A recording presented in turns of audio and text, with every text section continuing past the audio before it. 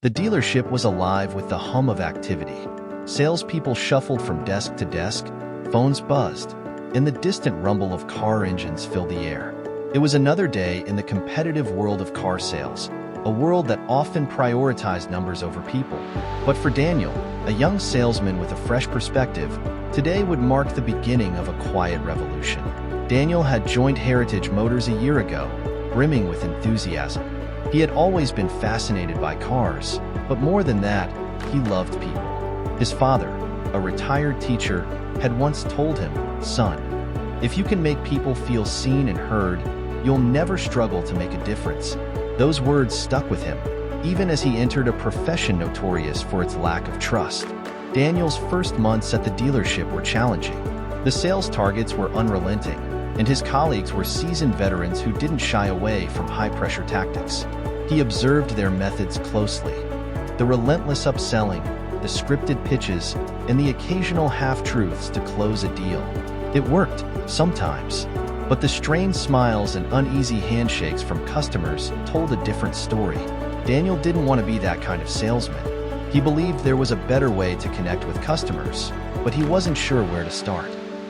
His sales numbers were middling, and he often heard whispers that he wasn't cut out for this business. Still, he persisted. One rainy afternoon, an elderly man named Mr. Collins walked into the showroom. He was dressed modestly, his weathered hands clutching an umbrella. The other salespeople, busy with seemingly more promising leads, barely noticed him. But Daniel approached with a warm smile. "Good afternoon, sir. I'm Daniel. How can I help you today?"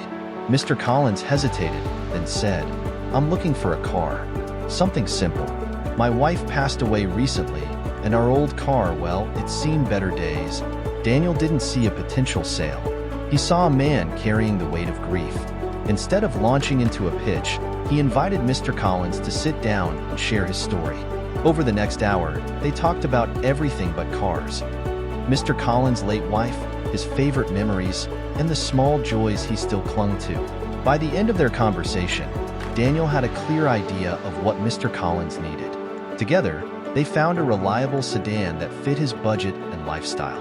Daniel even helped him set up the Bluetooth system and programmed his favorite radio stations. When Mr. Collins drove off, he left with more than a car. He left with a sense of being cared for. Word of Daniel's approach began to spread. Customers started requesting him by name, drawn by the stories of his genuine care and attention. He took the time to understand their needs, often going above and beyond to make their experience memorable. For Daniel, it wasn't just about selling cars. It was about building relationships. One day, a single mother named Maria walked in with her 2 young children.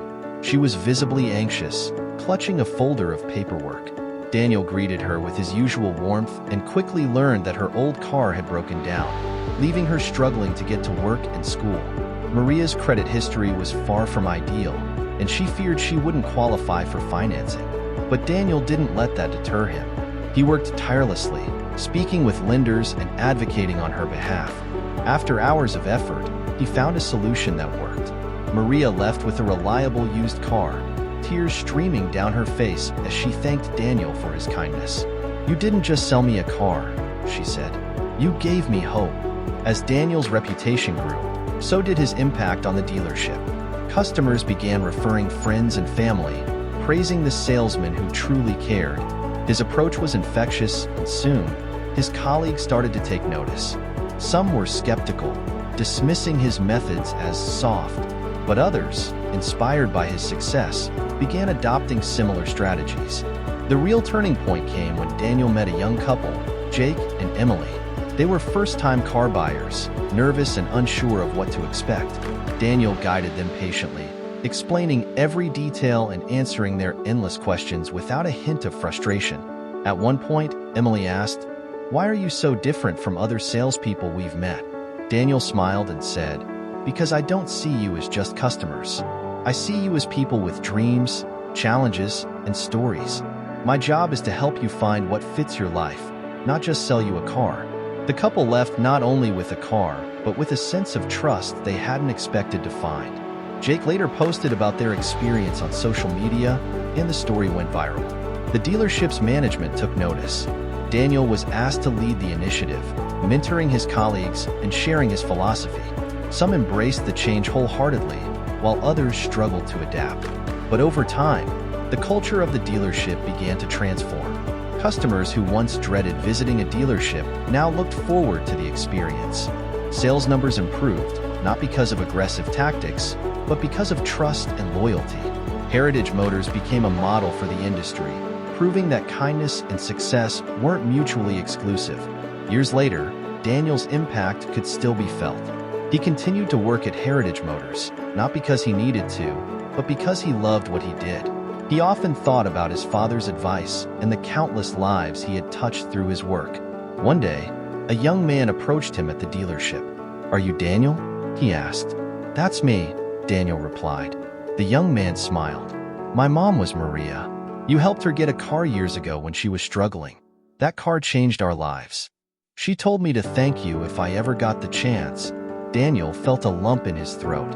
Moments like these reminded him why he had chosen this path. It wasn't about the cars or the commissions. It was about the people. Daniel's story is a testament to the power of kindness and empathy. In an industry often criticized for its lack of humanity, he proved that one person could make a difference. His approach didn't just change the way cars were sold, it changed lives. The ripple effects of his kindness continue to inspire others, reminding us all that the simplest acts of care can leave a lasting legacy.